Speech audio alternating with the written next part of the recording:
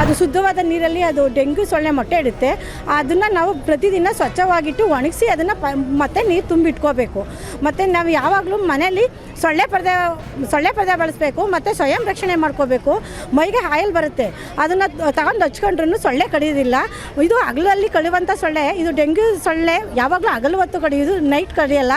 ಮತ್ತು ನಾವು ಪರಿಸರ ಯಾವಾಗ ಸ್ವಚ್ಛವಾಗಿ ಇಟ್ಕೋತೀವೋ ಯಾವ ಸೊಳ್ಳೆನೂ ಹರಡಲ್ಲ. ಇದೊಂದು ಡೆಂಗ್ಯೂ ಒಂದು ಕಾಯಿಲೆ. ಸುತ್ತಮುತ್ತ ವಾತಾವರಣ ಸ್ವಚ್ಛವಾಗಿ ಇಟ್ಕೊಳ್ಳಿ. ಯಾವುದೇ ಒಂದು ನೀರು ಎಲ್ಲಿ ನಿಂತಲ್ಲಿ ನೀರಿದೆ ಅಂತಂದರೆ ಅದನ್ನು ಸ್ವಚ್ಛಗೊಳಿಸಿ.